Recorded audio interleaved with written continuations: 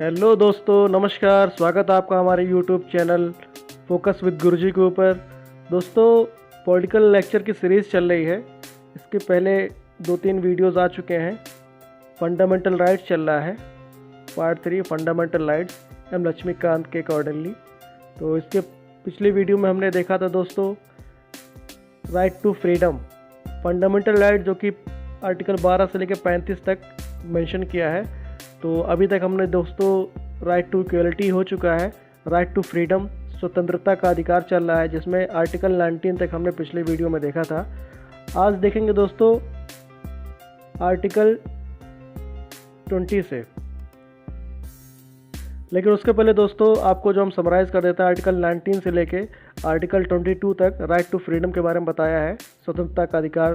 तो अनुच्छेद 19 में क्या है दोस्तों, अभिव्यक्ति की स्वतंत्रता से संबंधित अधिकारों का संरक्षण। इसमें जो है 6 आपके मूल अधिकार, इसमें असेंबली, स्पीच, एसोसिएशन, मतलब इसमें आपका जो है अभिव्यक्ति की आज़ादी, असेंबली, संघ, ये सब चीज़ें जो है आर्टिकल 19 में हम लोग देखे तो 6 प्रकार के थे दोस्तों। ठीक है, नागरिकों को 6 प्रकार स्वतंत्रताएँ दी गई थी, जो हम लोग इसके पिछले वीडियो में देख चुके हैं।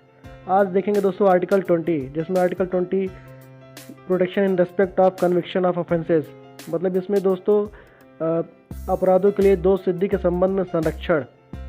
आर्टिकल 21 प्राण और दैहिक स्वतंत्रता, protection of life and personal liberty. Article 21A शिक्षा का अधिकार, राइट टू एजुकेशन। आर्टिकल 22 निरोध एंड गिरफ्तारी से संरक्षण, protection against arrest and detention in certain cases. तो दोस्तों चलिए शुरू करते हैं आर्टिकल 20, क्योंकि 19 तक हो चुका है। दोस्तों अगर आप नए हैं तो हमारे चैनल को सब्सक्राइब करिए। ठीक है, अगर आपको पसंद आता है जो भी आप पिछले वीडियो अगर देख चुके हैं तो ठीक है, नहीं तो अगर ये वीडियो आपको पसंद आए तो सब्सक्राइब करिए और शेयर करिए। आगे बढ़ते हैं दोस्तों। अनुच्छेद 20 आर्टिकल 20 अपराधों के लिए दोष सिद्धि के संबंध में संरक्षण, protection in respect of conviction for offences. इसमें दोस्तों किसी भी व्यक्ति को तब तक अपराधी नहीं माना जाएगा जब तक यह सिद्ध ना हो जाए कि उसने किसी कानून का उल्लंघन किया है।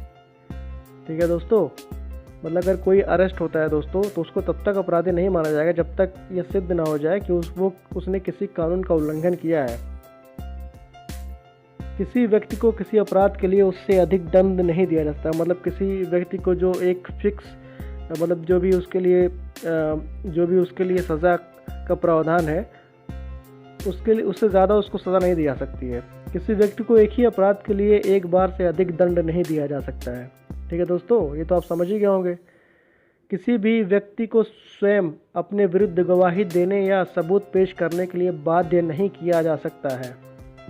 ठीक है दोस्तों, लेकिन दोस्तों इसमें इंपॉर्टेंट चीज़ें क्या है कि स्वयं की गवाही के संबंध में मौखिक और दस्तावेज़ों की जो साक्ष्य दोनों में संरक्षण प्राप्त है, हालांकि ये विस्तारित नहीं किया जाता। मतलब दोस्तों अगर वो खुद से गवाही देना है तो उसके संबंध में ओरली और डॉक्यूमेंट्स में दोनों में जो है प्रोटेक्शन उसको मिलता है। ठीक है, नंबर 1 जो है भौतिक विषयों के आवश्यक उत्पादनों पर, और दूसरा क्या, अंगूठे के निशान, हस्ताक्षर और रक्त जांच की अनिवार्यता पर, और तीसरा दोस्तों किसी इकाई की प्रदर्शनी की अनिवार्यता पर।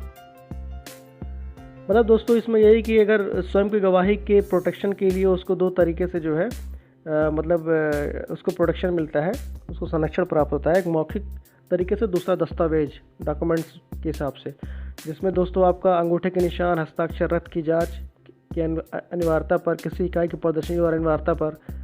ठीक है दोस्तों, आर्टिकल 21 अनुच्छेद 21 प्राण एवं दैहिक स्वतंत्रता, protection of life and personal liberty. इसके तहत दोस्तों अनुच्छेद 21 का उद्देश्य भी बहुत व्यापक है, जिसके अनुसार सभी व्यक्तियों को समान रूप से जीवन जीने दिया जाए और किसी व्यक्ति पर किसी प्रकार की जोर जबरदस्ती न की जाए। इसके अंतर्गत हर व्यक्ति को एक बेहतर जीवन जीने की ज़रूरत है, ताकि वह अपने जीवन को अच्छा और फलदायी तथा उसे बेहतर से बेहतर बना सके। यहाँ जीवन जीने का अधिकार अपने आप में एक व्यापक अर्थ लिए हुए है। जीवन जीने के अधिकार से मतलब पशुओं की भांति जीवन जीने से नहीं है, बल्कि प्रतिष्ठित अथवा मानव गरिमा युक्त जीवन जीने से। मतलब दोस्तों वही है कि पर्सनल लिबर्टी और सम्मान सहित जीने का उसको अवसर दिया जाए, उसको अधिकार मिलना चाहिए। ठीक है, अनुच्छेद 21 यही बात करता है। लेकिन दोस्तों इसमें एक वाद हुआ था। सबसे पहले जो वाद हुआ था गोपालन केस, तो उसमें जो जजमेंट आया था दोस्तों, उसी को पलटने के लिए मेनका केस एक आया था 1978 में। अनुच्छेद 21 के तहत गोपालन मामले में अपने फैसले को पलटते हुए न्यायालय ने व्यवस्था दी कि प्राण और दैहिक स्वतंत्रता को उचित न्यायपूर्ण मामले के आधार पर रोका जा सकता है। अनुच्छेद 21 के तहत सुरक्षा केवल मनमाने कार्यकारी कृपया पर ही उपलब्ध नहीं, बल्कि विधानमंडलीय क्रिया के विरुद्ध भी उपलब्ध है। न्यायालय ने प्राण की स्वतंत्रता की व्याख्या करते हुए कहा कि इसके विस्तार का आशय है कि एक व्यक्ति की प्राण स्वतंत्रता में अधिकारों के कई प्रकार हैं। इसमें प्राण के अधिकार को शारीरिक बंधनों में नहीं बांधा गया, बल्कि इसमें मानवीय सम्मान और से जुड़े हुए अन्य पहलू को भी देखा गया। मतलब वही बात किया गया था दोस्तों, इसमें शारीरिक बंधन के अलावा सम्मान की बात की जा रही है। ठीक है, तो मेनका केस जो आया था, कभी कभी एग्जाम में पूछ लेता है कि मेनका केस किससे संबंधित थी, कौन से अनुच्छेद से संबंधित था। तो दोस्तों बहुत सारे आप देखे होंगे, पढ़े होंगे, तो उसमें सब चीज़ मेंशन नहीं रहता, लेकिन हमने इसलिए बहुत टाइम लग रहा है, धीरे धीरे हम पढ़ा रहे हैं। हर एक चीज़ एक इंडिविजुअल वे में जो है इसको डीपली कंसेप्चुअल वे में हर एक चीज़ को कवर कर रहे हैं। तो ये केस याद रखिएगा, अनुच्छेद 21 पर्सनल लाइफ एंड लिबर्टी से इसको जो है कनेक्टेड है ये। तो दोस्तों उच्चतम न्यायालय ने मेनका मामले में अपने फैसले को दोबारा स्थापित करते हुए अनुच्छेद 21 के भाग के रूप में निम्नलिखित अधिकारों की घोषणा की। अब क्या घोषणा है दोस्तों उच्चतम न्यायालय के द्वारा मेनका मामले में, आइए देखते हैं। इसमें जो है बहुत सारे अधिकारों को कवर किया गया है, जैसे प्रतिष्ठा के साथ जीने का अधिकार, स्वच्छ पर्यावरण, जीवन रक्षा का अधिकार, निजता का अधिकार, आश्रय का अधिकार, स्वास्थ्य का अधिकार, 14 वर्ष की उम्र तक निःशुल्क शिक्षा का अधिकार, निःशुल्क कानूनी सहायता का अधिकार, अकेले कारावास बंद होने के विरुद्ध अधिकार, तुरंत सुनवाई का अधिकार, हथकड़ी लगाने के विरुद्ध अधिकार, अमानवीय व्यवहार के विरुद्ध अधिकार, देर में फांसी के विरुद्ध अधिकार, विदेश यात्रा करने का अधिकार, बंधुआ मजदूरी के विरुद्ध अधिकार, हिरासत में शोषण के विरुद्ध अधिकार, आपातकालीन चिकित्सा सुविधा का अधिकार, सरकारी अस्पतालों में समय पर उचित इलाज का अधिकार, राज्य के बाहर न जाने का अधिकार, निष्पक्ष सुनवाई का अधिकार, निष्पक्ष सुनवाई के अधिकार के लिए जीवन की आवश्यकताओं का अधिकार, महिलाओं के साथ आदर और सम्मान पूर्वक व्यवहार करने का अधिकार, सार्वजनिक फांसी के विरुद्ध अधिकार, सुनवाई का अधिकार, सूचना का अधिकार, प्रतिष्ठा का अधिकार, दोष सिद्ध वाले न्यायालय आदेश से अपील का अधिकार, परिवार के संरक्षण का अधिकार, सामाजिक एवं आर्थिक न्याय एवं सशक्तिकरण का अधिकार, जीवन बीमा पॉलिसी के विनियोग का अधिकार, शयन का अधिकार और शोर प्रदूषण से मुक्ति का अधिकार, विद्युत बिजली का अधिकार। बहुत सारे दोस्तों इसमें कवर किया है। ये सब अधिकार जो है, ये सब जो है उच्चतम न्यायालय द्वारा मेनका मामले में अपने फैसले को दोबारा स्थापित करते हुए अनुच्छेद 21 के जरिए बताया गया था। ठीक है, चलिए दोस्तों आगे बढ़ते हैं। अनुच्छेद 21 से शिक्षा का अधिकार, right to education, article 21A। अक्सर क्वेश्चन पूछ लेता है दोस्तों, शिक्षा का अधिकार क्या है। आर्टिकल 21 सबको पता रहता है, 21A है, ए मतलब अमेंडमेंट करके उसको ऐड किया गया है। शिक्षा का अधिकार, राइट टू एजुकेशन। दोस्तों अनुच्छेद 21A के अनुसार राज्य मतलब कोई भी हो सकता है, ठीक है, संस्था, इंडिविजुअल 6 से 14 वर्ष तक की उम्र के बच्चों को निःशुल्क एवं अनिवार्य शिक्षा उपलब्ध कराएगा। यह व्यवस्था 86 जो कॉन्स्टिट्यूशनल अमेंडमेंट हुआ था, 86वें संविधान संशोधन अधिनियम 2002 के अंतर्गत जोड़ी गई थी। ठीक है दोस्तों, पूछ लेता है कभी कभी डायरेक्टली आ जाता है कि शिक्षा का अधिकार कौन से संविधान संशोधन के तहत जोड़ा गया था। तो 2002 86वें संशोधन अधिनियम 2002 के तहत जोड़ा गया था। पूछ लेता है इसमें क्या दिया होता, 6 से 14 वर्ष तक के उम्र के बच्चों को निःशुल्क एवं अनिवार्य शिक्षा उपलब्ध कराएगा राज्य। आर्टिकल 22 दोस्तों, इसमें protection against arrest and detention in certain cases, निरोध एंड गिरफ्तारी से संरक्षण। आर्टिकल 22 अनुच्छेद 22 प्रिवेंशन डिटेंशन की बात करता है दोस्तों। इसमें क्या, अगर किसी भी व्यक्ति को मनमाने ढंग से हिरासत में ले लिया गया है तो उसे निम्नलिखित प्रकार की स्वतंत्रता प्रदान की गई है। मतलब गलत तरीके से दोस्तों अगर किसी को अरेस्ट कर लिया गया है तो उसको निम्नलिखित तरीके से उसको अधिकार मिला हुआ है। क्या अधिकार है? पहला दोस्तों, गिरफ्तारी से पहले कारण बताना। अगर किसी को अरेस्ट किया गया है तो उसको उसका रीज़न बताना रहेगा क्यों अरेस्ट किया गया है।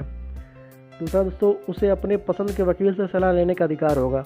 मतलब वो अपने पसंद के वकील से डिस्कस कर सकता है, ठीक है।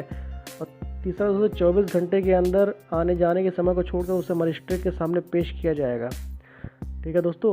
गिरफ्तारी से पहले कारण बताना होगा, क्या रीज़न है क्यों हम आपको अरेस्ट कर रहे हैं। दूसरा, उसे अपने पसंद के वकील से डिस्कस सलाह लेने का अधिकार होगा। 24 घंटे के अंदर आने जाने के समय को छोड़कर उससे मजिस्ट्रेट, जो भी न्यायाधीश होंगे, जो भी मजिस्ट्रेट उनके सामने पेश किया जाएगा, ठीक है दोस्तों। अब प्रिवेंशन डिटेंशन है क्या, निवारक निरोध है क्या। इसमें दोस्तों निवारक निरोध दोस्तों कानून के अंतर्गत किसी व्यक्ति को अपराध करने के पूर्व ही गिरफ्तार किया जाता है। निवारक निरोध का उद्देश्य व्यक्ति को अपराध के लिए दंड देना नहीं, बल्कि उसे अपराध करने से रोकना है। इसलिए यह निवारक निरोध राज्य की सुरक्षा, लोक व्यवस्था बनाए रखने या भारत संबंधी कारणों से हो सकता है। मतलब दोस्तों प्रिवेंशन डिटेंशन लॉ उस चीज़ की बात करता है जिसमें अपराध करने से पहले ही उसको अरेस्ट कर लिया जाता है, ताकि वो अपराध करे ना, ठीक है दोस्तों। अपराध के लिए दंड देना नहीं, बल्कि उसे अपराध करने से रोकना होता है। अब किस लिए होता है दोस्तों, अगर राज्य को लगता है कि उस सुरक्षा, लोक व्यवस्था बनाए रखने में कुछ दिक्कत आ रही है या भारत संबंधी का कारण हो, तो उसकी वजह से इसको जो है किसी को भी अरेस्ट किया जा सकता है डिटेंशन के तहत। लेकिन इसमें दोस्तों इस पर कुछ प्रावधान भी क्या है।